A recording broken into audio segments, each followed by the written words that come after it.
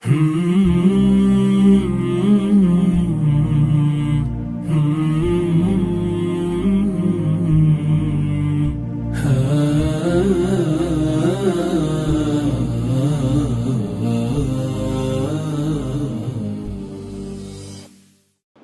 الله الرحمن الرحيم. الحمد لله رب العالمين،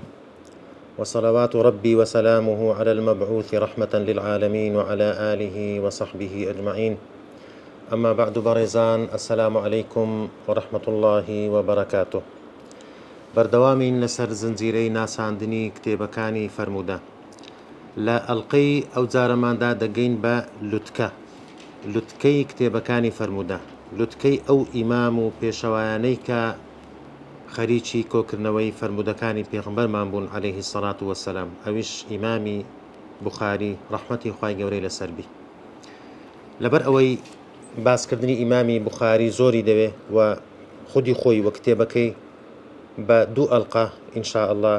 باس لەو ئیمامە بەڕێزە و لە کتابەکەی و لە منهەجی بوخاری لە کتێبەکەیدا دەکەین. لە ئەڵقەی یەکەمدا تەنها باسی ژیاننامەکەی دەکەین. ئیمامی بوخاری یاخود ئەبوو عەبدیللا باوکی عەبدوڵڵا کە کونیەکەیتی ناوی محەممەد بن ئیسماعیل، محەممەد کوڕی ئیسماعیل کوڕی ئیبراهیم کوڕی مغیرە کوڕی بەردیزبە، ئەوەی کە زاندرایە لە نەسەبەکەی تاوەکو بەردیزبە کە باپیرە گەورەیتی واتە باوکی باپیریتی مەجووسی بووە، لەسەر دینەکەی خۆی بووە، لەسەر دینی مەجووسیەت بە و هەر بە مەجووسی وفاتی کردیە. مسلمان بوونی عائیلەکە و خێزان و ئوسرەکەی ئیمامی بوخاری لە مغیرەوە دەست پێ دەکات. مغیرە مسلمان دەبی لەسەر دەستی کەسێک بە ناوی ئەلیەمان الجوعفی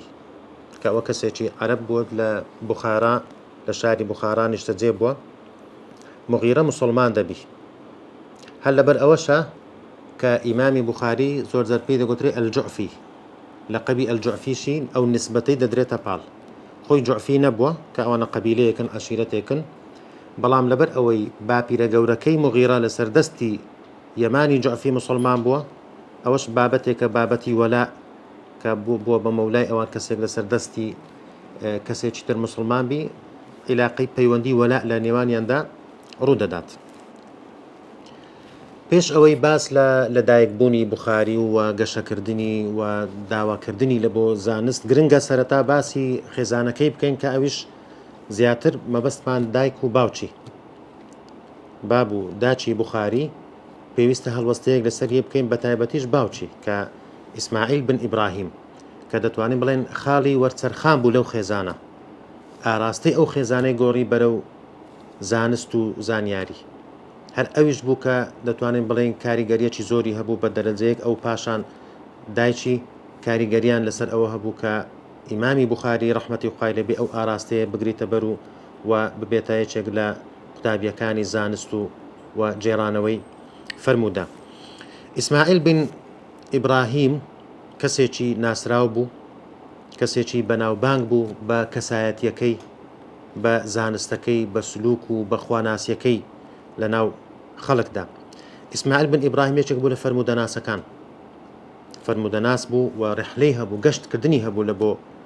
جێرانەوەی فەرمودا، لە بۆ وەرگرتنی فەرمودا، لە بۆ بینینی زانایان. یەکێک لەو زانایانەی کەوا بینیتی وە سەماعی لێ هەیە کە فەرمودەی لێ جێڕایەوە ئیمامی مالک، وەتە باوکی ئیمامی بوخاری فەرمودەی لە ئیمامی مالیکەوە جێڕایەوە، هەروەها حەمادی کوڕی زەید کە دیارە ئەو دوانە دوو لە ئەستێرە گەورەکانی جیهانی ڕیوایەت و جێرانەوەی حەدیثن. هەروەها عەبدوڵڵای کوڕی مبارەک ڕەحمەتی خوای لەسەر بی کە ئیمامی بوخاری خۆی لە کتێبەکەی لە تاریخدا کاتێک کە باسی باوکی خۆی دەکات دەڵێ صەحیب ابن المبارەک و صافح ابن المبارەک بکلتا یەدەیهی، بە هەردوو دەستەکانی تۆقەی لەگەڵ عەبدوڵڵای کوڕی مبارەک کردیە. هەروەها ئیبن حیبان لە کتێبی ثیقات باسی دەکات کە یەکێکە لە ڕاویە ثیقەکان کە جێی متمانەیە. هەندێک لەو کەسانێک کە حەدیثیان لێ ڕیوایەت کردێ لە عێراقیەکان بە تایبەتی ئەحمەد بن حەفظ، ئەحمەد بن جعفەر، نەسر بن الحوسەین، کەواتە بێجگەلەوەی کە فەرمودەی وەرگرتیە و جێڕایەوەش و خەڵکیش هەبووە کە فەرمودەیان لە باوکی بوخاری وەرگرتیە. یەک لەو خاڵانەی کە دەتوانم بڵین ینی وەکو بەرەکەتێک بۆ لەسەر ژیانی بوخاری و کاریگەری لەسەر ژیانی بوخاری هەبووە قسەیەکی ئیسماعیلی باوکی بوخاری کە ئەحمەد بن حەفظ کە قوتابی ئیسماعیل بووە دەجێڕیتەوە ضلي دخلت على إسماعيل والد أبي عبد الله عند موته فقال لا أعلم في مالي درهما من حرام ولا درهما من شبهة ضلي لو نخوشي كتيدا إسماعيل بن إبراهيم كتيدا وفاتي كرت ضلي من شو ملاي سردانم كرت ضلي قلتي إسماعيل قلتي باوتي بخاري كهيت نمزانية بهيت شويك تنها يقدر همش حرام لمالك من دا هبي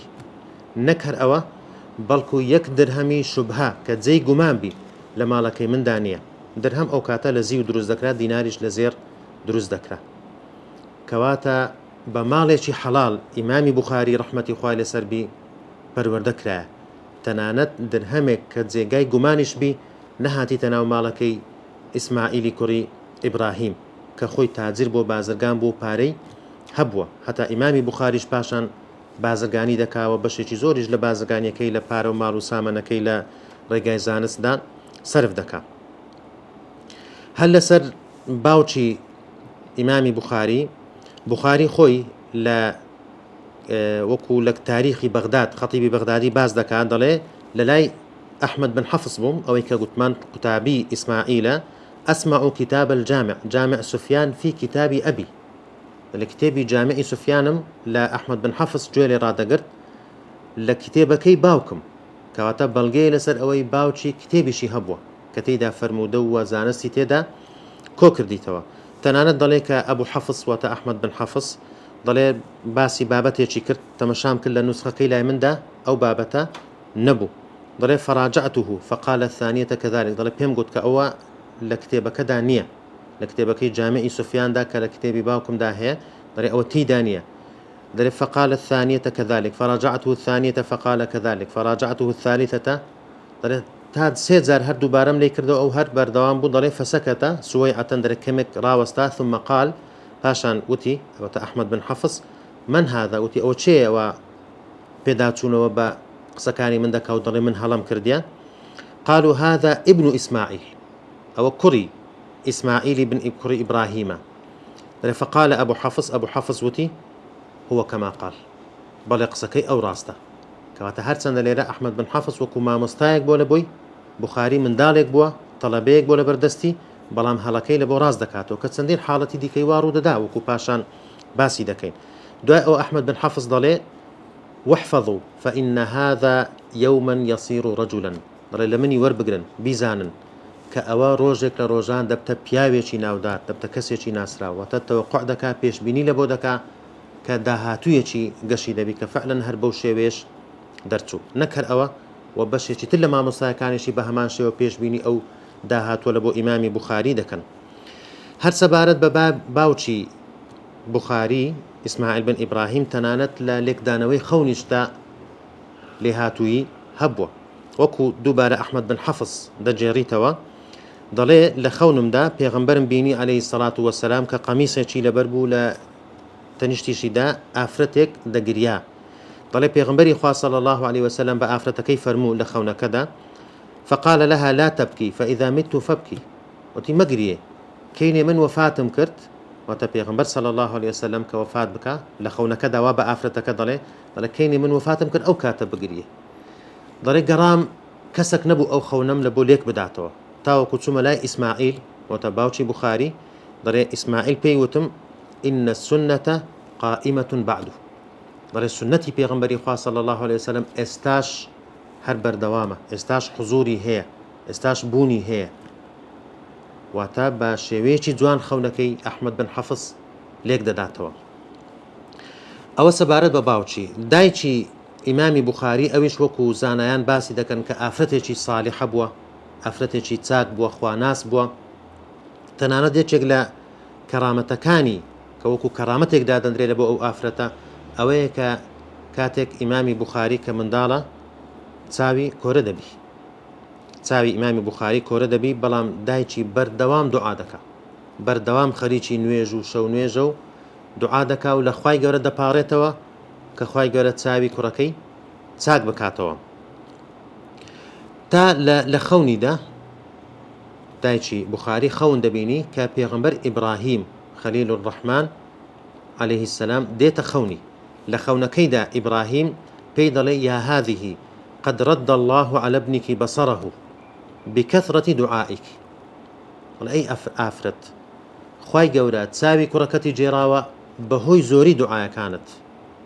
دەڵێ کاتێک کە لە خەو هەڵدەستی دەچیتە لای بوخاری تەمەشا دەکە بوخاری چاوی چاک بیتەوە کەواتە ئەوە کەرامەتێکە ئەوە ڕێز و پلە و پای ئەو ئافرەتەیە لە لای خوای گەورە ئەوە کاریگەری دوعاەکانیتی کەوای کرد ئیمامی بوخاری کە لە منداڵی چاوی کۆرە بوو چاوی چاک بێتەوە ئالەو داک و بابە ئیمامی بوخاری ڕەحمەتی خوای لەسەر بی لەدایک دەبی ئەو داک و بابە کە کاریگەریان بەرەکەتیان لەسەر ژیانی بوخاری لە داهاتوویدا بەدەردەکەوی ئیمامی بوخاری لە ساڵی 1994 کۆچی لەدایک دەبی لە 13 مانجی شەوال لە دوای نوێژی جومعە لە ڕۆژی هەینیدا لە دوای نوێژی هەینی ئیمامی بوخاری لە شاری بوخارا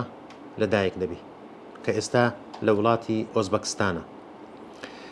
ئیمامی بوخاری هەر لە سەرەتای تەمەنیەوە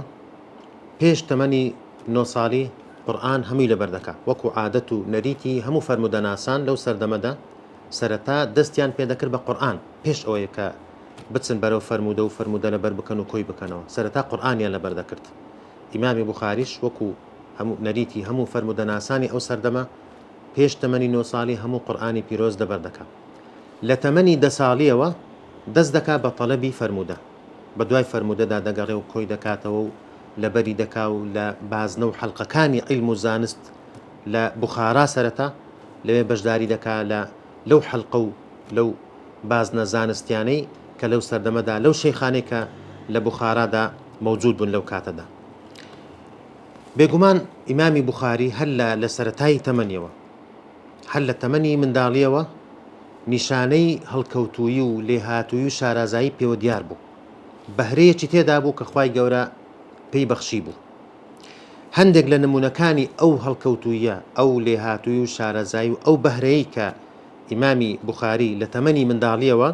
هەیبوو وەکو محەممەد بن ئەبی حاتیم پرسیاری لێ دەکا پێی دەڵێ کەیفە کانە بەدء ئەمرێک چۆن سەرەتا دەستت بە طلبی علم بە زانست کرد ئیمامی بوخاری پێی دەڵێ ئولهمت حفظ الحديث في الكتاب ولي 10 سنوات وەکو ئیلهامك پێم بەخشرا بەهرەیەکم پێم بەخشرا کە حەدیث فەرمودە لەبەر بکەم لە کوتاب وەکو حجرە و وەکو قوتابخانەی ئێستاوا بوو کە منداڵەکان دەچون لەوێ دەیان خوێند دەڵێ لە تەمەنی 10 ساڵیەوە من دەستم پێکرد یاخود کەمتر لەوە يعني ولي 10 سنوات أو أقل باشان دەڵێ ثم خرجت من الكتاب بعد العشر لە دوای تەمەنی 10 ساڵی لە کوتاب چوومە دەرەوە چوومە بازنەکانی دیکەی علم و زانست و جێرانەوەی حەدیث کە لەو سەردەمەدا لە شاری بوخارا هەبوو دەڵێ دەچوومە لای شێخێک بە ناوی ئەداخیلی شێخەکە تەنها بەو ناوە بە نیسبەتەکەی تا ئێستا نازاندرێت کە چێ ئەو شێخەی تەنها دەڵێ فاختلفت فجعلت أختلف إلى الداخلي دەڵێ ڕۆژێک داخلی مامۆستایەکەی فەرمودەی دەجێراوە لە بۆ خەڵک لە بۆ تەڵەبەی علم لە جێرانەوەکانی داوتی عن سفيان عن أبي الزبير عن إبراهيم سفيان لأبو زبير أويش لإبراهيم حديثي بو شێوێ دەجێراوە سەنەدەکەی ڕشتەی فەرمودەکەی بۆ شێوێ جێرایەوە دەڵێ بوخاری دەڵێ منش پێم گوت إن أبا الزبير لم يروي عن إبراهيم أبو الزبير هيتس فرموديتي لإبراهيم ونجرايتوا ضري فانتهرني أشترب لم فقلت له ارجع إلى الأصل إن كان عندك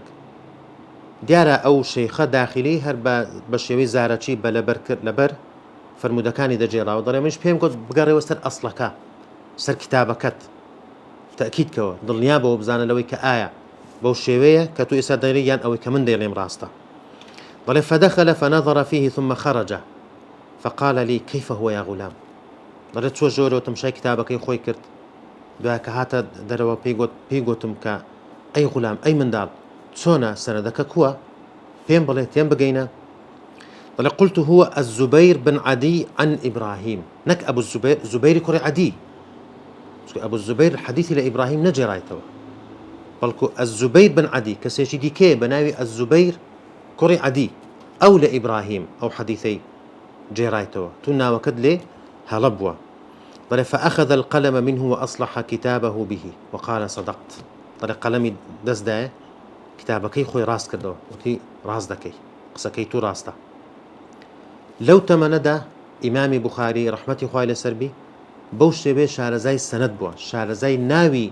راوية كانوا جيرا وكاني فرمود بوا بشيويك هلي ما مستاكي خوي راس دكاتوا زادلك كأوكاتا برسياريان ليكر تمنت سند بو أي بخاري لو كاتا ده فقال ابن 11 سنة تمنم تنها يازد صالبو كأوها ليم نبو ما مستاكم راس كردوام يشيق لشيخكاني محمد بن سلام البيكندي كدوبارة ليلة بخاري من دالك بوا دلي محمد بن سلام خوي دجيريته ودلي كلما دخل علي هذا الصبي تحيرت وألبس علي أمر الحديث وغيره ولا أزال خائفا ما لم يخرج أو ما مستاكيتي يشيك لبسرتاكاني لأوائلي أو ما مستاني كدرسي با إمام بخاري قلت يلا بخارا دلي هر كاتك أو من دار ديت جورو وشتر ناو مجلسكم دلي تحيرت سرقردان دبم نازانم دشيويم مشوش دبم وألبس لين تيكل دبي كهرباري حديث جيرانوي حديثم لي تيكل دبي نازانم تسبلم ولا أزال خائفا ما لم يخرج هرد ترسم حتى دستدري السيري أو هيبتي بك كبخاري من دالك بو هيبو برانبر بما مستعكي رليدة ترسم تاوكو دستدري نوكو هلايك بكم أويش لبوم راس بكاتو هر محمد بن أبي حاتم كوراقي إمام بخاري بوا وتخريجي نوسينوي كتابكاني بو ورقي بيدايا ضلي جيم لبولا سليم بن مجاهد أويش هلا محمد بن عبد السلام محمد بن سلام البيكندي ضلي بيجوتم ضلي يعني وتا سليم بن مجاهد ثم لاي محمد بن سلام البيكندي بيجوتم فقال لي لو جئت قبله لرأيت صبيا يحفظ 70,000 حديث ضلي بس أجر دمك بيج استابهات باي بتبيني باك من ذلك ليربو 7,000 حديثي لبربو 7,000 فرمودي لبرا أويش متشوق دبي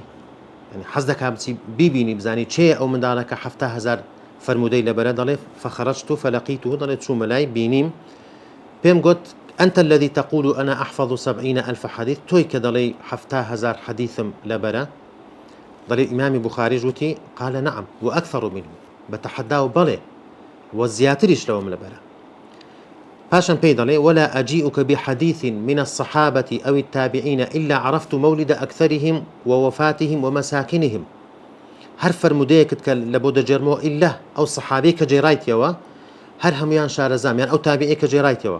دزانم لچه دايق بوا دزانم لچه وفاتي كري دزانم لچه نشتزيب ولا تشارك نشتزيب بوا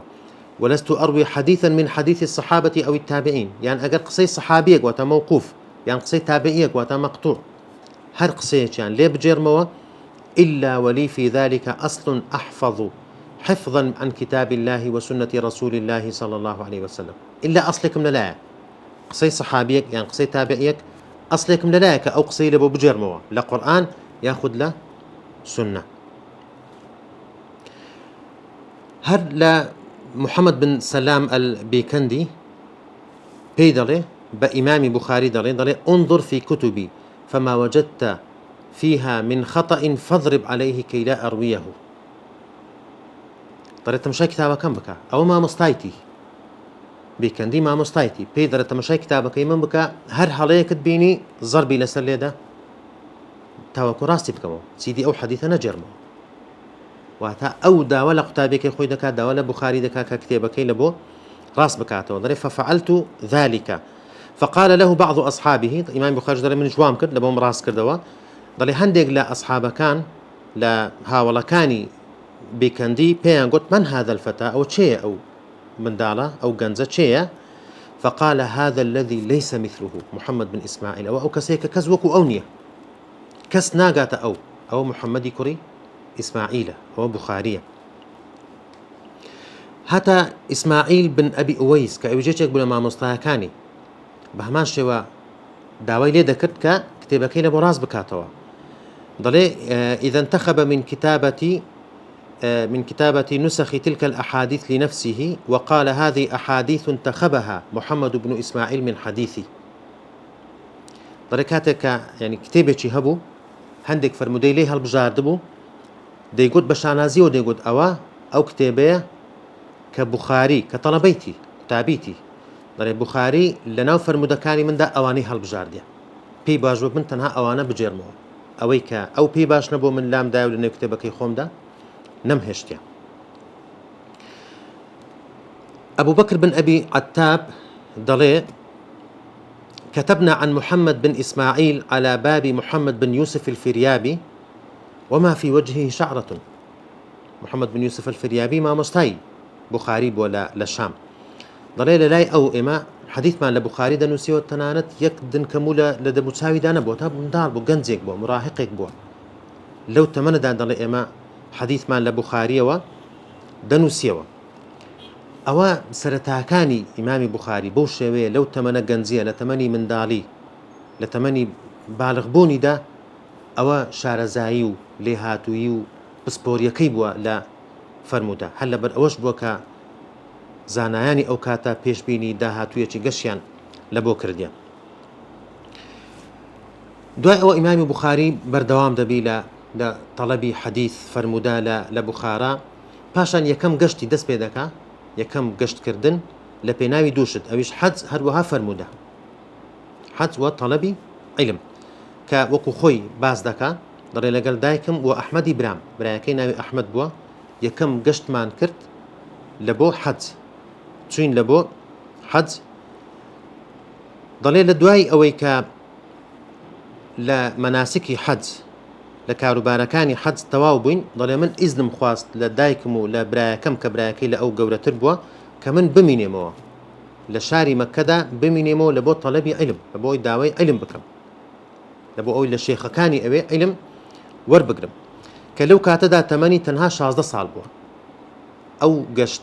گەشتە یەکەم گەشتی ئیمامی بوخاری لە بۆ دەرەوەی بوخارا لە تەمەنی 16 ساڵیدا بووە کە دەکاتە ساڵی 210 کۆچی لە 210 کۆچی یەکەم گەشتی کرد لە شاری مەککەدا مایەوە. پێش ئەوە طبعاً شێخەکانی کە لە بوخارا کە فەرمودەی لیان وەرگرتێ وەکو باسمان کرد محەممەد بن سەلام ئەلبیکەندی کە هاوسەردەمی ئیمامی مالک بووە و حەدیثی لە عەبدوڵای کوڕی مبارەک و لە سوفیانی کوڕی عویەینە جێڕایتەوە. هەروەها عەبدوڵا بن محەممەد ئەلموسنەدی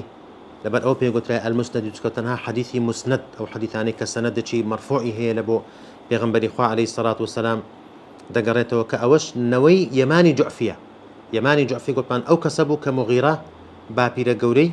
ئیمامی بوخاری لەسەر دەستی ئەو مسلمان دەبی ئەوە یەکێک بوو لە مامۆستایەکانی. هەروەها ئیبراهیمی کوڕی ئەشعەث کە ئەوش فەرمودەی جێڕایەوە لە فوضەیلی کوڕی عیاض هەروەها لە سوفیانی کوڕی عویەینە. ئەوە لە سێ گرنگترین شێخەکانی بوون لە شاری بوخارا. هەندێک لە صیفەتەکانی ئیمامی بوخاری لە ڕووی خلقەتەوە لە ڕووی شەکلەوە وەکو حەسەن بن الحوسەین ئەلبەزار دەجێڕیتەوە وەکو ئیبن عەدی باسی دەکا کە دەڵێ رأيت البخاري شيخا نحيفا ليس بالطويل ولا بالقصير. بخاریم دیت کە شەیخێکی لاواز بوو نەزۆر درێژ بوو نەزۆر کورت بوو. لە ڕووی ئەخلاق و ڕەوشت و صیفەت و هەڵس و کەوتەکانی ئیمامی بوخاری کەسێک بووە کە زۆر زاهید بووە دنیانەویست بووە و تەنانەت لە بۆ خواردنی زۆر کەم بووە شتی زۆر کەم خواردیە زیاتر تەنها بەس نانی خواردیە. ئەدم ئەوەی کە پێیان دەگوت ئەدم لەو کاتەوە تا ئەوەی کە پێخۆر کەوەی لەگەڵ ناندا دەخورێ ئیمامی بوخاری قەت نەیدەخوارد. هەتا لە قەولێکی قسەیەکی هەیە کە وەکو لە مقدمەی فتح الباری ئیبن حەجەر باسی دەکات دەڵێ لەم ئەعتەدم منذ 40 سنة ماوەی 40 ساڵ دەبێ لەگەڵ ناندا هیچ شتێکم نەخواردێ تەنها نانم خواردیە لەگەڵ ئاو یاخود ئەگەر خورما و ئەو بابەتانە تەنانەت لەسەر ئەو شتە نەخۆش دەکەوی لەبەر ئەوە هیچ پێخۆرێکی لەگەڵ ناندا نەخواردیە. یەکێک لە قەولەکانی کە نیشانەی وەڕە و لە خواترسی و خواناسی ئیمامی بوخاریە دەڵێ مەغتەبت ئەحەدەن قەط منذ علمت أن الغيبة حرام. لەو کاتەوەی کە زانیتم غیبەتکردن حرامە غیبەتی هیچ کەسێکم نەکردێ هەر ئەوەش بۆ وای کردێ کە کاریگەری هەبووە لەسەر ئەحکامەکانی کاتێککە حکمیدایە لەسەر ڕاویەکان لەسەر جێرەڕەوەکانی فەرموودە زۆر خۆی پاراستیە لەوەی قسەی تون بەکاربێنی قەت نەیگوتێ فلان کەس کەذاب یان ئەکذەب الناس درۆزن ئەو لەفظانەی بەکار نەهینایە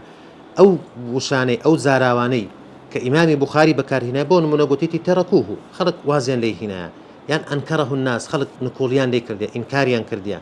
یان مەتروک واز لێ هێنراو یان ساقط سقوطی کردێ کەوتووە یان فیهی نەظەر قسەی لەسەرە جێی قسەیە یان سەکەتوا عنه خەڵک لێی بێدەنگ بوون کە بەشێک لەوانە نیشانی ئەوەی کە درۆزنە ئەسڵن بەڵام ئیمامی بوخاری وەڕعن حەزی نەکردی ئەو لەفزە توندانە بەکاربیێنی لە بۆ ڕاوی و جێرەڕەوەکانی فەرموودە هەروەها کەسێکی زۆر سەخی بووە زۆر دەستبڵاو بووە ماگانە 500 درهم تەنها سەرفی کردێ لە بۆ تەڵەبی عیلم لە بۆ ئەو کەسانەی کە قوتابی زانست بوون بەسەر ئەواندا سەرفی کردێ خۆی تاجر بووە بازرگان بووە بەشێکی باشی لەو بازرگانی خۆی سەرف کردێ لەسەر ئەوانەی کە تەڵەبی عیلمیان کردیە سەبارەت بە زیرەکی و حفظی ئیمامی بوخاری وەکو ئەو نمونەی کە پێشتر باسماکرد نمونەیەک بوو لەسەر ئەوە کە سەلیم بن مجاهید کە دەچیتە لای پێی دەڵێت تۆ 7,000 فەرمودەت لەبەر ئەویش دەڵێ بەڵێ 7,000 وە زیاتریش وە شارەزای هەموو ساڵی لەدایک بوون و ساڵی وەفات کۆچکردن و ئەو شوێنانەی کە سەحابە و تابعین کە لی نیشتەجێ بوون و هەموو ئەو قسەی کە سەحابە و تابعین هەمووی دەتوانن بیگەڕێنمەوە لە بۆ ئەسڵێک لە قورئان و سونە یان بەڵگەیەکی تر لەسەر حفظ و لەسەر لێهاتووی ئیمامی بوخاری لە فەرموودە چیرۆکە مەشهورەکەی کە ئیبن عەدی باسی دەکاتەی جێرێتەوە لە شێخەکانی خۆی کاتێک کە دەچیتە بەغدا طبعاً پێش ئەوە ئیمامی بوخاری شوهرەت و ناوبانجەکەی و ناسراویەکەی گەیشتە بۆ شاری بەغدا کاتێک کە دەگاتە ئەوێ زانایانی فەرمودەناس لەوێ دەیانەوێت تاقی بکەنەوە تەلقینی بکەن کە شێوازێک بووە لە شێوازەکانی تاقیکردنەوەی ڕاویەکان واتە دێن هەندێک فەرمودەی لە بۆ وەردەجێڕن سەنەد و مەتنەکە وەردەجێڕن یاخود هەندێک فەرمودەی پێ دەڵێن ئەو فەرمودەی تووە تۆ جێڕایتەوە بەڵام لە کاتێکدا وانە هەستان بە تاقیکردنەوە ئیمامی بوخاری تاقیکردنەوەکە بەو شێوەیە بوو کە دەکەسیان دانا دەکەسیان هێنا هەر یەکە و 10 حەدیثیان پێدا 10 فەرمودە بەڵام سەنەدی فەرمودەکە لەگەڵ ناوەڕۆکی فەرمودەکە مەتنی فەرمودەکەیان گۆڕی حدثني فلان عن فلان عن فلان خۆی عادی ئەو فەرمودەیە بەڵام ئەوان کردیانە فەرمودەیەکی تر هەر دەیان بەو شێوەیە هاتن فەرمودەکانیان لە بۆ بوخاری خوێندەوە هەر کەسێک کە دەهات دەیگو حدثني فلان عن فلان عن فلان فەرمودەکەی دەخوێندەوە لە بۆ بوخاری دەیگوت لا أعرفه من ئەو فەرمودەیە ناناسم ئەو خەڵکەی کە لەوێ بوون کە شارەزای بابەتەکە نەبوون گوتیان هەر ئەوەشە بوخاری هەر پرسیارێکی لێ دەکەن دەڵێ نایزانم کەواتە هیچی پێ نییە بەڵام ئەوانەی کە شارەزا بوون لە بابەتەکە تێدەگەیشتن زانیان کە بوخاری لە تاقیکردنەوەکە دەرچوو کاتێک کە ئەو دەکەسە هەر یەکە 10 فەرمودەی جێراوە واتە بۆ 100 فەرمودە کاتێک کە تەواو بوون ئیمامی بوخاری پێیانی گوت تەواو بوون هیچتان نەما وتیان نەخێر تەواو بووین هیچ دەوەرن ئێستا با لە بۆتان باسکەم لە بۆتان ڕاست بکەمەوە یەکەم کەس کە هات ئەو فەرمودەی جێراوە کە گوتی حدثني فلان عن فلان فلان لە بۆی جێرامەوە ئەویش لە فلان ئەویش لە فلان تا دەگاتە پێغەمبەر صلی الله عليه وسلم ئەوە بەو شێوێ نەبوو واتە هەڵەکەی گوتەوە ئەوەی کە بە هەڵە گوتبووی سەنەد و فەرمودەکەی گۆڕی بوو بە هەڵەکەشی پێگوتەوە یەکەم جار یەکسەر لەبەری کرد پێگو ئەو فەرمودەکە تو جێراتەوە بەو شێوێنێ ئەو سەنەدە ئەو فەرمودە نییە ئەو سەنەدە ئەو فەرمودەیە بەو شێوێ لە بۆی ڕاست کردەوە دووەم فەرمودە بەو شێوێ سێم فەرمودە بەو شێوێ چارەم هەتا هەر دە فەرمودەکەی ڕاست کردەوە نەفەری دووەم وتی ئەتوو کە ئەو فەرمودە بەو شێوێ جێراوە بەو شێوەی نییە ئەو سەنەدە ئەو فەرمودە نییە هی فەرمودەکەی ترە بەو شێوەیە هەتا هەر 100 فەرمودەی لە بۆیان ڕاست کردەوە ئەوە عەبقەریەت و ئەوە لێهاتووی و شارەزایی و لەبەرکردنی ئەوە یادگەی بەهێزی ئیمامی بوخاریە ڕەحمەتی خوای لەسەر بی وەکو ئیبن حەجەر دەفەرمێ دەڵێ هنا يخضع للبخاري ئالێرەوە دەبی ملکەتی بوخاری بی لێرەوە گەورەی بوخاریمان لەبەوە بەدەر بکەوی دەڵێ فما العجب من رده الخطأ إلى الصواب دەڵێ ئەوەی کە جێی سەرسوڕمانە ئەوە نییە کە هەڵەکانی ڕاست کردەوە فإنه كان حافظا هەمووی دەیزانی بل العجب من حفظه للخطأ على ترتيب ما ألقوه عليه من مرة واحدة. بلكو أويك زي سر سرمانة أويا أو هلاني كلبويان باسكت بو ترتيبا نفري يكم حديث يكم دوم سيم تارم هتا ديم نفري دوم حديث يكم دوم سيم هتا ديم بو ترتيبا همو هلكاني لبركرت بيك زار همو هلكاني لبركرت وباشان هموش يعني لبو راس كردو أويا إمامي بخاري رحمة خوالي سلبي يان لا وتيشي تريدا حد سبارت با أو يادقى بهزي أو ذاكرة بهزي كإمام بخاري هيبو ضلي أو قصي خويتي كضلي تذكرت يوما أصحاب أنس فحضرني في ساعة 300 نفس برا روجك ببير خم هنا وكا أصحاب كاني هاولكاني أنس واتا أو تابعيانك لأنس كري مالك وخوالي رازبي فرموديان جيرايتوا ضلي ساعاتك دا سيصت نفس سيصت كس لتابعي كان لو أنك فرموديان لأنس جيرايتوا هاتا يادم هاتا ميشكم ناوي سيصد كسم هاتا ياد لو كاتدا أو نشاني يعني حتى أو سرعته أو خيرايا لا ببير هات نوي ناوى كان دا شارزاي إمامي بخاري لعلالي حديث لتشيشو خلالكاني فرمودهر وها لناوى كان لناوي راوي كان بونمنا إمامي ترمذي كطبعا بروردي دستي بخارية طلبي بخارية واستفاديتي زوري لبخاري كدي لبابتي علل تناند كتابي على لكيك لكوتاي جامعي خويدا سنني ترمذي ياخذ جامعي ترمذي كباسي إلى الدكا ضل الزوربي أو كلي باسم كدي بما ناظرت فيه محمد بن إسماعيل لكاتي قفت قوب ولا قال محمد إسماعيل لو فيربو ذا إمام ترمذي ضل لم أرى أعلم بالعلل والأسانيد من محمد بن إسماعيل البخاري ركسم ندي شار زاتربي لعلل لخلل تشيشو هلكاني فرمودا هروها سندكاني فرمودا لمحمد كري إسماعيلي بخاري يشك لو نموناني ك بلغيرس الشارزاي إمامي بخاري لا علل إمامي مسلم رحمة خوالي سربي خوي إمامي بخاري لصاري 250 تاوكو 255 دتيتا نيسابور لوي أو ماوي أو بين صار إمامي مسلم لخزمتي دادبي دبيتا قطابي بخاري وسودي زوري لي وردقري زادري إمام مسلم دي حديثة لبو دجيريتوا لبو بخاري كبيضلي حديثي حدثنا حجاج بن محمد عن ابن جريج عن موسى بن عقبة قال حدثني سهيل بن أبي صالح عن أبي هريرة عن النبي صلى الله عليه وسلم سبارت بك حديث كفارة المجلس أو حديثي كدعاء كتاي هاتني مجلس هكذا كدعاء ديكي ضلي مسلم بيقول في الدنيا أحسن من هذا الحديث آل الدنيا دا هيس حديث كيلا وجوان ترو باشتر ابن جريج لموسى كري عقبة لا سهيل ضل يعرف بهذا الإسناد حديث في الدنيا هيس حديث كي بو سندا بناسري لا دنيا دا بخاريش بين ضل سندا شي جوانا بلام إلا أنه معلول أو حديث علتي هي بو سندا أجنا خدي حديثك بسندي تر صحيحة حديثك بلام ضل بو سندا أو حديث علتي هي أو حديث راسنية بو سندا ضل مسلمش بيقول لا إله إلا الله وارتعد ترساء بخاري أو تسيا إلا تكيل تدا بيمبلي أيش ضل قال أستر ما ستر الله ضل ليه قرأ باباسي نكين ضل هذا حديث جليل روى عن حجاج بن محمد الخلق لحجاج وخلق زور جرايت يعني عن ابن جريج بلا مسلم زور إلحاحي لدك بيدر إلا دبي بيمبلي ضل باشا اكتب وإن كان ولا بد ما دام هرت مصري لسر أويكا بيت برن بنوسا ضل أو حديثا حدثني موسى بن إسماعيل حدثنا وهيب قال حدثنا موسى بن عقبة عن عون بن عبد الله قال رسول الله صلى الله عليه وسلم باسي كفارة المجلس وتأوت سندي راسترا أويان سند تواوكيا كموسى بن إسماعيل لوهيب أويج لموسى بن عقبة لا عون بن عبد الله أو زال بيغمبري خواه صلى الله عليه وسلم لو كاتدا إمامي مسلم بيضل لا يبغضك إلا حاسد أو كرقي لتبيتو إلا كسيشي حسودة إريد بيدبا وأشهد أن ليس في الدنيا مثله وشياتي الدم كلا الدنيا دا كسوة كتونيا يان لا سبارت با شارزابوني إمام بخاري لناوي راوية كان أسماء الرجال وكنيان كخوي طبعا كتيبة لسر كنيي ڕاویەکان وەتە باوکی فلان.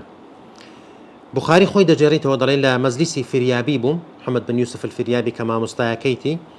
دەڵێ وتي قال حدثنا سفيان عن أبي عروة عن أبي الخطاب عن أبي حمزة. سفيان لبوي جيرانو أو لشي لا أبو عروة باوشي عروة أويش لا باوشي خطاب أويش لا باوشي حمزة وتسينا ولدويك تنها بكنيا. قال فلم يعرف أحد في المجلس من فوق سفيان، كس نيزاني لسروي سفيان شيء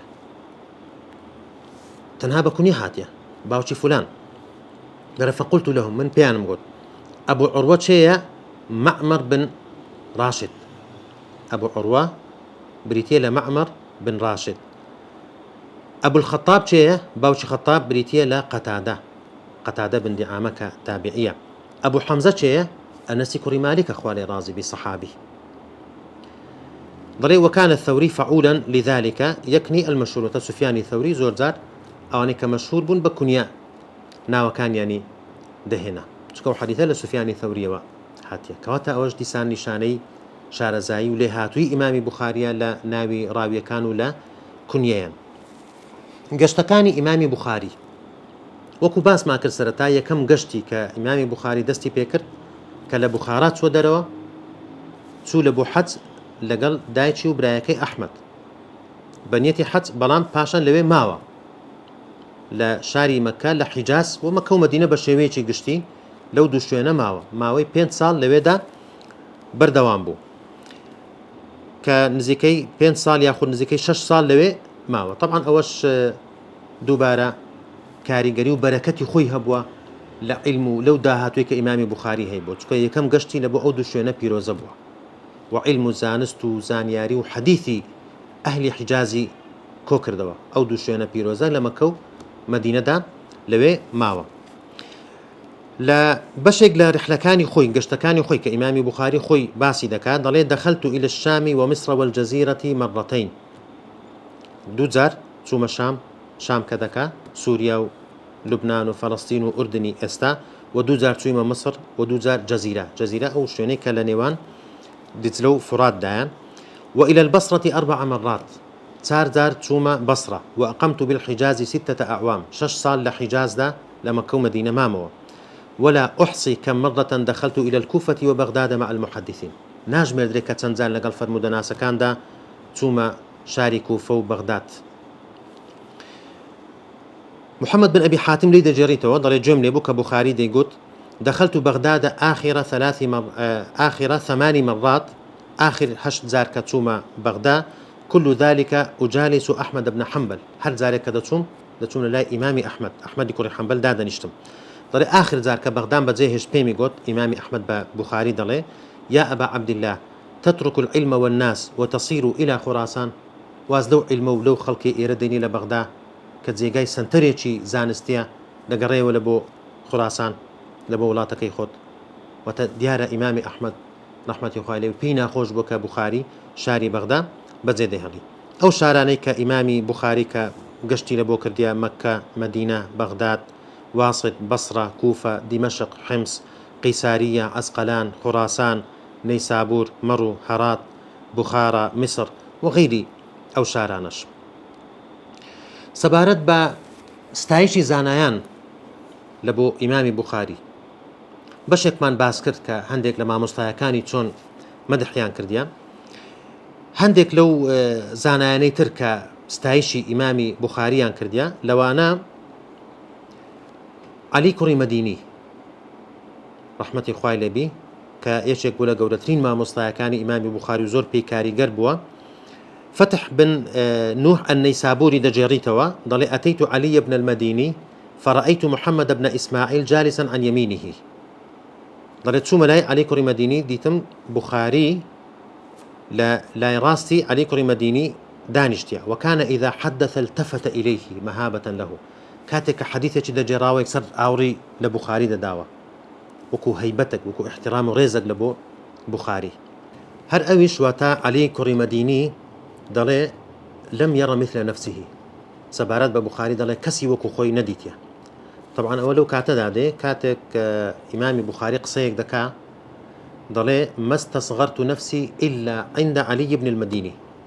ضلي خون ببتسوك نزانيا تنها للاي علي كري مديني نبي تنها للاي أو خون ببتسوك زانيا كأوا نشاني يعني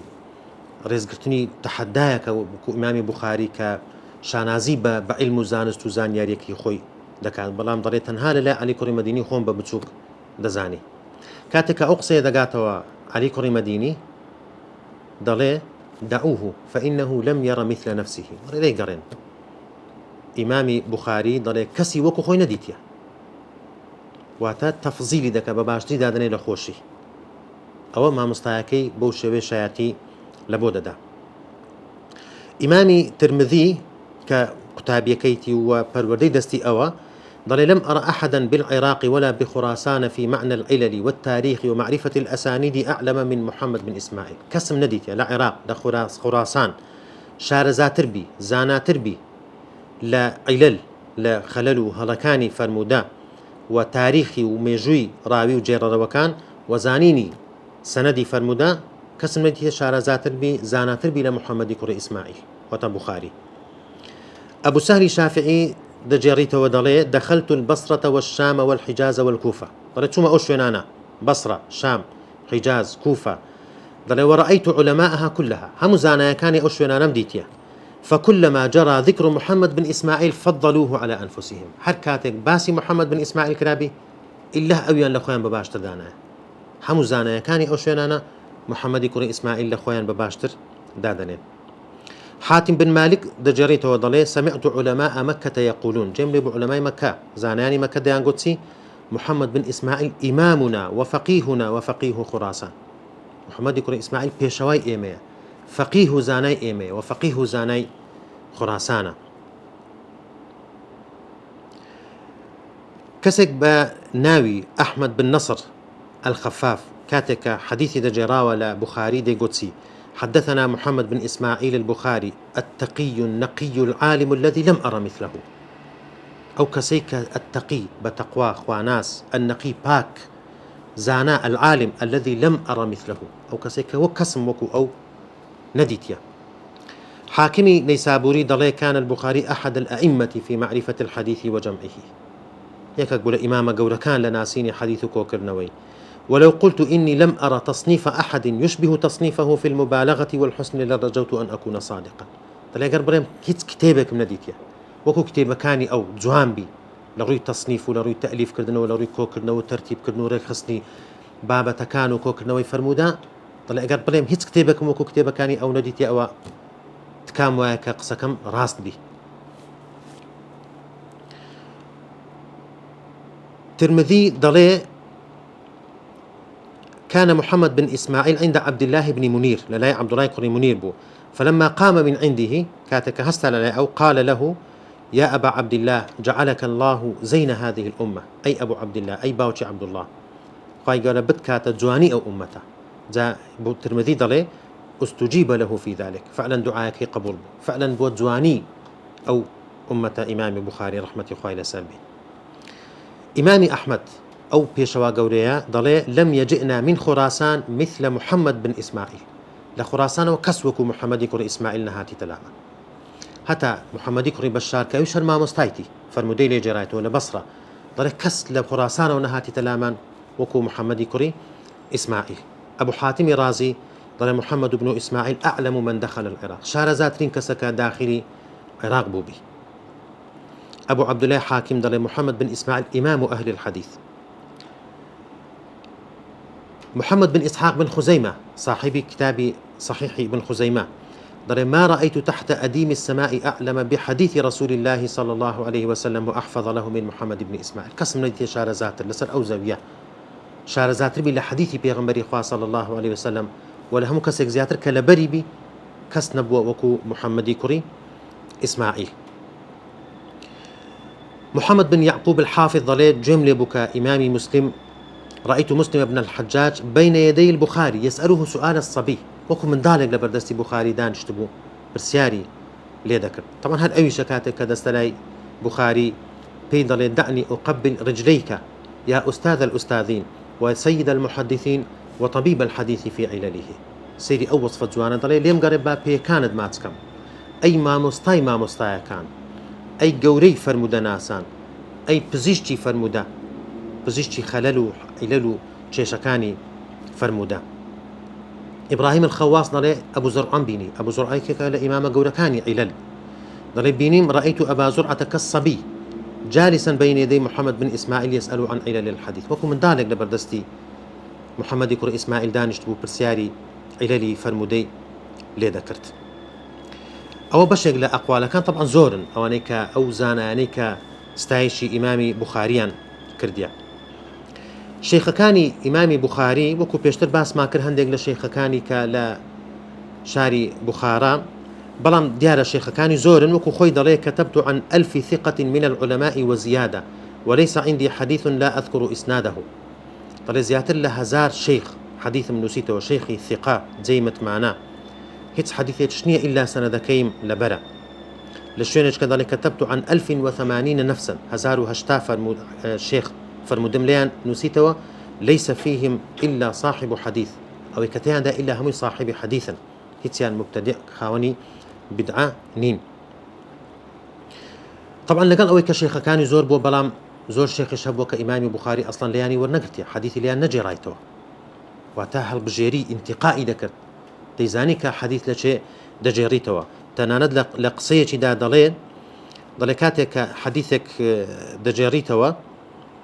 برسياري لي دكن لا سبارات بو حديثان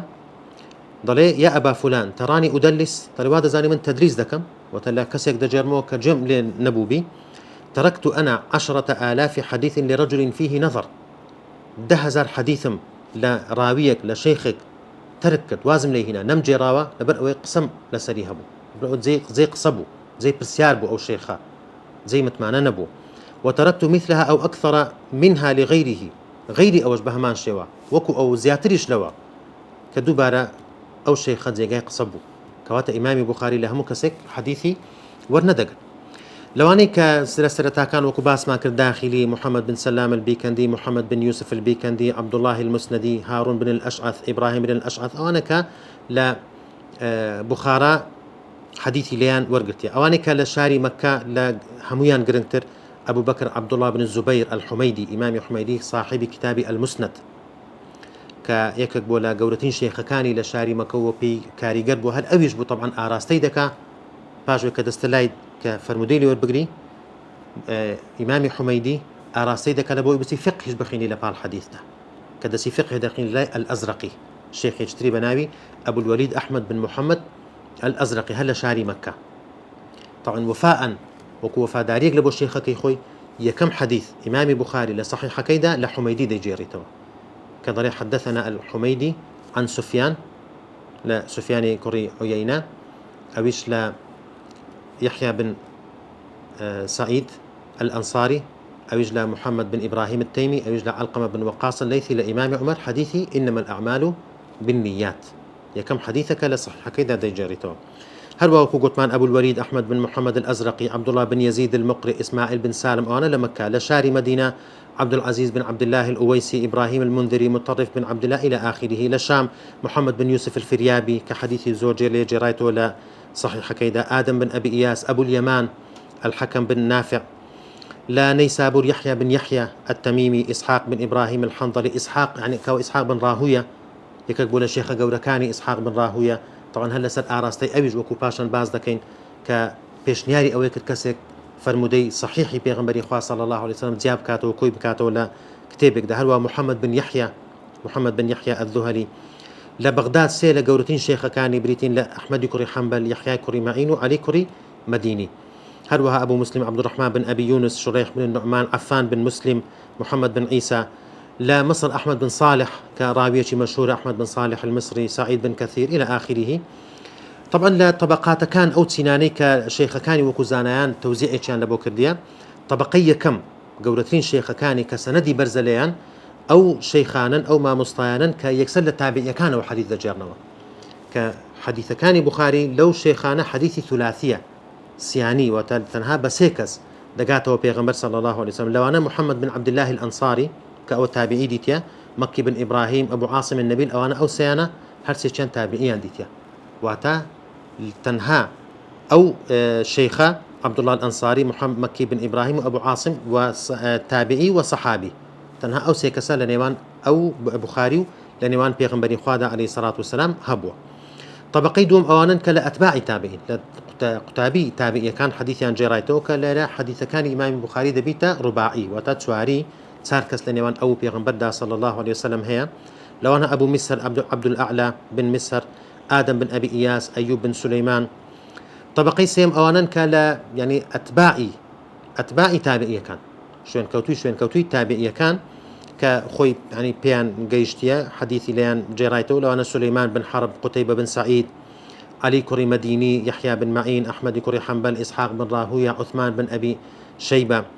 طبقەی چارم ئەوانن کە هاو کوفی خۆی بوون هاو تەمەنی خۆی بوون ڕەفیقی خۆی لە طلبی علم وەکو ئەبوو حاتمی رازی وەکو محمد بن يحيى الذهلي وەکو عبد بن حميد. طبقەی پێنجەمیش هەندێک کە لە ئاستی قوتابی ئەو بوون وەکو فائدەیەک وەکو بەرەکەتێک هەندێک جار حەدیثی لە ئەوانیش جێڕایتەوە وەکو عبد الله بن حماد الآمري وەکو عبد الله بن أبي العاص هەتا ئیمامی ترمذی حەدیثێکی لێ جێڕایتەوە بەڵام لە دەرەوەی صحیحەکەی. بەڵام ئەو شەیخانەی دەتوانین بڵێن پێنج لەو شێخانەی کە زۆرترین کاریگەریان لەسەر ئیمامی بوخاری و منهەجەکەیدا هەبووە بریتین لە علی کوڕی مەدینی بە دەرەجەیەک و ئەحمەدی کوڕی حەنبەل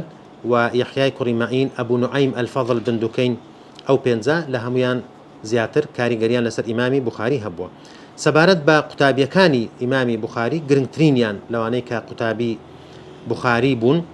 هەندێکیان لەوانە طبعا قەرینی خۆی بوون هاوکوفی خۆی بوون وەکو ئەبوو حاتم و ئەبوو زورعی رازی وەکو ئەبوو بەکر بن ئەبی عاصم وەکو محمد بن عبد الله وەکو محمد بن قتيبة. ئەوانەی کە قوتابی ئەو بوون مسلم ئیمامی مسلمی کوڕی حەجاج ئەبوو بەکر بن ئیسحاق بن خزيمة ابن خزيمة صاحب صحيح أبو عبد الرحمن نسائي صاحب سنن أحمد بن سلمة النيسابوري كقرين إمام مسلم بهن أو بداوي لإمام مسلم ككتابك تأليف بك أبو عيسى الترمذي صاحب سنن ياخذ جامع أبو بكر بن أبي دنيا كصاحب مؤلفات شيزورة حسين بن محمد الفريابي إلى آخره. كتابكاني بخاري طبعا لا سروي هميانوا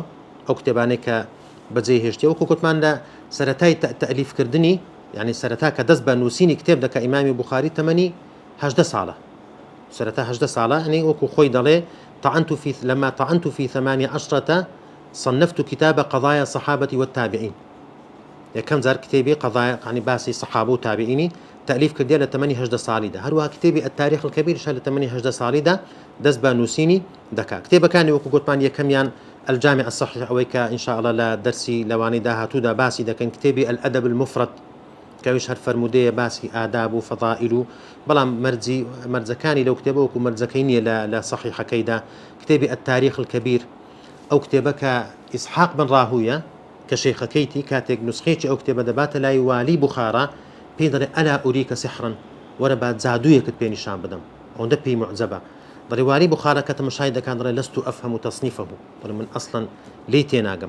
كتابي التاريخ الأوسط رفع اليدين في الصلاة القراءة خلف الإمام خلق أفعال العباد كتاب الضعفاء كتاب الكنى المسند الكبير التفسير الكبير وتفسير قرآن شكرديا كتاب الأشربة كتاب أسامي الصحابة كتاب الوحدان وانيك يكفر مديان جيرايتوا كتاب المبسوط كتاب العلل كتاب الفوائد كتاب قضايا الصحابة والتابعين كتاب السنن في الفقه كتاب الضعفاء الكبير كأو بيستويك كتابة وكو ابن حجر باسي دكا. سبارت بوفاة إمام بخاري كوتاشت كباسي بكين بداخو إمام بخاري لكوتايكاني جياني دا توشي بلاو مصيبتي زور ومعاناة ناخوشي زوري بيني أويك يعني كوتايكاني جياني وكو باس ما كنت بيشتريش كالسالي 250 كوتسي دسيتا نيسابور تاوەکو ساڵی 255 لەوێدا دەمێنێتەوە. بەڵام دیارە لە نێوان زانایاندا کە ئەوە شتێکی ئاساییە هیچ کەسێک معسووم نییە حەسوودی ئێرەیی لە نێوان زانایانیشدا هەبووە. ئەو کاتێک کە لە نەیسابور بوو ئەو ئێرەیە ئەو حەسوودیە ئەو ینی بەشی شەیتان لە ئینسانەکاندا وەکو باسمان کرد کەس معسووم نییە لە غەیری پێغمبەری خوا صلی الله عليه وسلم هەرچەندە زاناش بن بەڵام ئەو بەشەی شەیتان تێیاندا جوڵا کاتێک کە دەیانزانی ئیمامی بوخاری زانایەکی ئەوها گەورە هاتیە لە نەیسابور نیشتەجێ بووە لەبەر ئەو حەسوودیان پێبرد لەبەر ئەوە فیتنەیان لەبۆ دروست کرد شکایەتیان لێ کرد بەتایبەتی لە بابەتی لەفظ کە مۆزوعی خەڵقی قورئان کە ئایا قورئان مەخلوقەیان نا ئەوەی کە معتەزیلە ئەو بیدعەیان هێنا گۆڕێ پاشان بابەتی لەفظ هاتە گۆڕێ ئایا لەفظی من ئەو قسەیە کە من دەیکەم بە قورئان ئایا ئەوەش مەخلوقەیان نا ئەویان دا پاڵ بوخاری کە وتیتی لەفظی من بە قورئان مەخلوقە بەڵام واشی نەگوت بوو بەو شێوەیە نەبووە بەڵکو شتەکە بە هەڵا ئیشاعەیەک بوو کە لەسەر ئیمامی بوخاری بڵاو کراوە لەبەر ئەوە ئیمامی بوخاری لە نەیسابور جێگای نەبووە ناچار بوو پاشی ئەو 5 ساڵە نەیسابوری بەجێهێشت گەڕاوە لە بۆ بوخارا طبعا لە بوخارا زۆر بە شێوەیەکی جوان پێشوازیان لێ کرد تەنانەت وەکو أحمد بن محمد بن منصور الشيرازي دلي لما رجع أبو عبد الله البخاري إلى بخارى نصبت له القباب على فرسخ من البلد يعني رشما رشتيان دانا هل الدروي شار بيشوازيتشي قرميان لإمام بخاري حتى تناند دلي ونثرت عليه الدراهم والدنانير باريان بسريدا بارند بلا ماويشي كم لبخاران اشتزيبوا لولاتكي خوي شويني خوي دوباره ليرة توشي تشيشبو لقل والي بخارى ك خالد بن أحمد الذهلي خالد بن أحمد الذهلي داوي لدكا ب كتابي صحيحكي لبو كركاني بجيريتوا بلام إمام بخاري كأوش نشاني اعتزاز وشانازي كرني خويتي بعلم نشاني أويكا إمام بخاري كاريجر نبو بدا صلاة وكو زور زار أو تهمية أو تهمتا دريتا بع المحدثين ك طالن قوايا دا صلاة داران كاريجريان لسريان هبو تاوكو فرمودا هل بستنو بدرو بيدنا بال بيغمبر صلى الله عليه وسلم بەڵام ئیمامی بوخارە ڕازی نابی بەوە دەڵێ من ئامادەنیم ئەو عیلمە زەلیل بکەم دەڵێگەر تۆ دەتەوێت وەرە کوڕەکان بینە لە ماڵەکەی خۆمدا من حەدیثیان لە بۆ دەجێڕمەوە بەڵام من ئامادەنیم ئەو عیلمە زەلیل بکەم ئەگەریش نا تو دەتوانی منعم بکەی من ئەو کاتە عوزرێکم هەیە لە لای خوای گەورە کە دەڵێم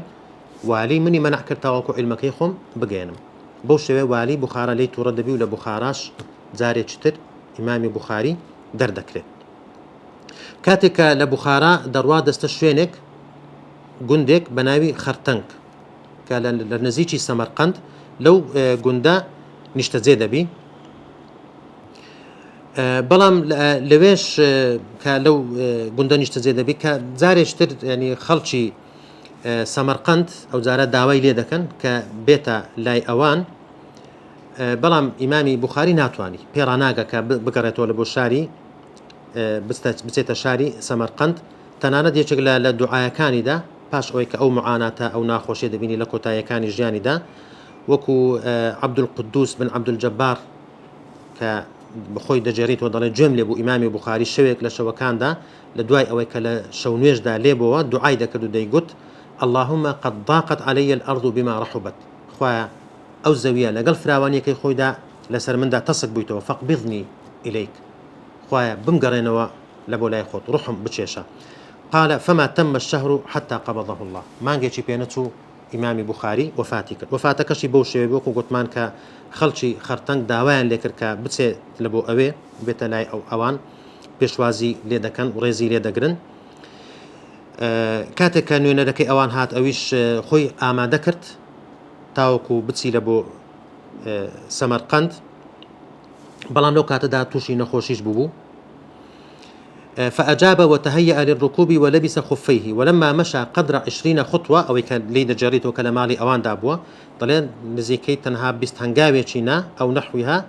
إلى الدابة ليركبها وأنا آخذ بنشتك شاني قرتبو قال أرسلوني فقد ضعفت طلع لهم قرين لا وازبو منات وانم برم طلع فأرسلناه إمش لي قرين فدعا بدعوات هندك دعايك ثم اضطجع فقضى ما باشان بالي داو يكسر روحي درتو جاني درتو إمام بخاري رحمة خواه لبي وفاتي كرد طلب بيش أو وصيتي كرد بوين كفنوني في أثواب ليس فيها قميص ولا عمامة طلب يعني كفن بكن لا زلو برقة كان هيت قميصنا أمامي تدا نبي باشا طلب فلما أدرجناه في أكفانه وصلينا عليه باش أويك كفن ما كردو ونويج ما لسري كردو ولناو قبر كيدا شارد مانوا فاح من تراب قبره رائحة طيبة كالمسك دامت أياما لخولي قبر كيدا بونيتي زور خوش وكو مسك سندروجك أو بونا بردوان بو طلع تاويلي هاد وجعل الناس يختلفون إلى القبر أياما يأخذون من ترابه إلى أن جعلنا عليه خشبا مشبكا خلق دهات الخولي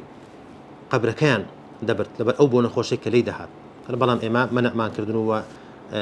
قەفەسێکی دارمان لەسەری دروست کرد. وفاتی ئیمامی بوخاری لە ساڵی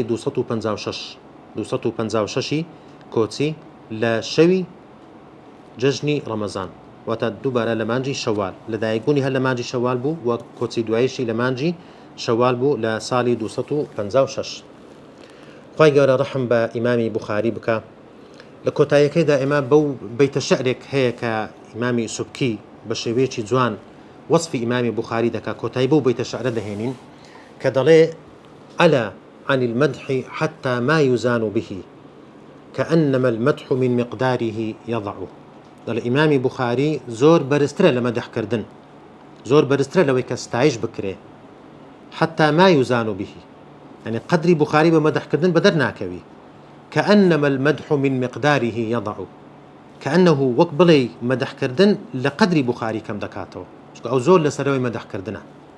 ئەوەی کە ئێمەش ئێستا ئەوڕۆ باسمان کرد لە ژیانی ئیمامی بوخاری، يعني قەترەیەک بوو، دڕۆپە ئاوێک بوو لە دەریایەک لە فەضائیل و چاکەکان و گەورەیی و لێهاتووی و شارەزایی و زانایی ئیمامی بوخاری ڕەحمەتی خوای گەورەی لێبی و پاداشتی بداتەوە لەسەر ئەو جوهد و لەسەر ئەو کارە گەورە و لەسەر ئەو خزمەتە گەورەی کەوا کردی بە زانست و بە فەرمودەکانی پێغەمبەرمان صلی الله عليه وسلم. وسبحان ربك رب العزة عما يصفون وسلام على المرسلين والحمد لله رب العالمين.